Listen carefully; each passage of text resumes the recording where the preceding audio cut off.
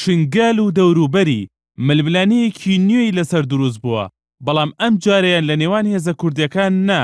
بەڵکو لە نێوان هێزەکانی حەشدی شەعبی و پێشمەرگەیە لە ناحیەی قەیراوانی شنگال کە هێشتا داعشی تێدایە.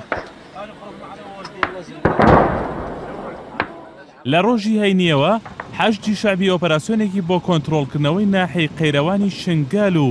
گوند و کۆمەڵگەکانی ناوچەکە دەست پێ کردووە، بەڵام دوای 3 ڕۆژە دەستپێکردنی ئۆپەراسیۆنەکە جگە لە لێدوانێکی سەرپەرشتیاری میحوەلی شنگالی هێزەکانی پێشمەرگە کە نیگەرانی لە ئۆپەراسیۆنەکەی حەشدی شەعبی لە سنوورەکە دەربڕیوە، تا ئێستا سەرۆکایەتی هەرێم و حکوومەت و وەزارەتی پێشمەرگە هیچ ڕوونکردنەوەیەکیان نەداوە، لە کاتێکدا وەک ئەو فەرماندەی پێشمەرگە دەڵێت ئۆپەراسیۆنەکە پێچەوانەی ڕێکەوتنی نێوان هەولێر و بەغدایە. ناحیەی قەیرەوان سەر بە قەزای شنگالە، 25 کیلۆمەتر دەکەوێتە باشووری قەزاکە. زۆرینەی دانیشتوانی ناوچەکە کوردانی یەزیدین و لە ئێستادا لە ژێردەستی چەکدارانی داعشدایە، بەڵام لە چوارچەوەی ئۆپەراسیۆنەکەی حەشدی شەعبیدا تا ئێستا ژمارەیە گوند و کۆمەڵگەی ناوچەکە کۆنتڕۆڵ کراونەتەوە. سەربەست لەزگین سەرپەرشتیاری میحوەلی شنگالی هێزی پێشمەرگە ڕایگەیاند هەرچەندە حەشدی شەعبی ئاگاداری کردوونەتەوە لە ئۆپەراسیۆنەکەیان نیگەرانی خۆیانیان پێڕاگەیاندون، بەڵام حەشدی شەعبی وەڵامێکی ئەوتۆیان نەبووە و بە بڕێرێکی تاکلایەنە ئۆپەراسیۆنەکەیان دەست پێ کردووە، چونکە بەپێی ڕێکەوتنەکە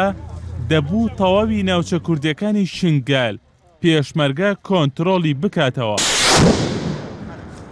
وەک سەربەست لەزگین دەڵێت ئامانجی سەرەکی حەشدی شەعبی لە ئۆپەراسیۆنەدا کردنەوەی ڕێگەیەکی وشکانی نێوان عێراق و سووریایە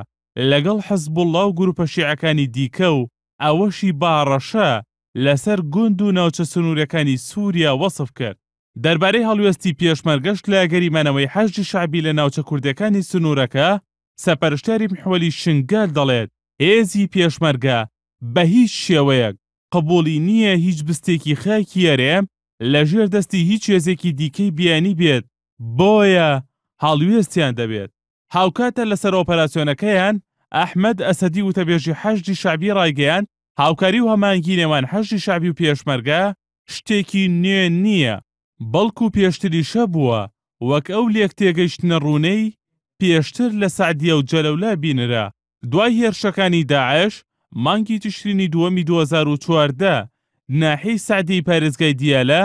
لەلایەن هێزەکانی حەشدی شەعبیەوە کۆنتڕۆڵ کرایەوە و ئێستا ناحیەکە لەلایەن حەشدی شەعبیەوە بەڕێوە دەبرێت، هەرچەندە یەکێکە لە ناوچە کوردستانەکانی دەرەوەی هەرێم، بۆیە پێدەچێت ناحیەی قەیرەوانی شنگالیش کە ئێستا حەشدی شەعبی دەیەوێت کۆنتڕۆڵی بکات هەمان چارەنووسی ناحیەی سەعدیەی هەبێت. هونەر ئەحسان، NR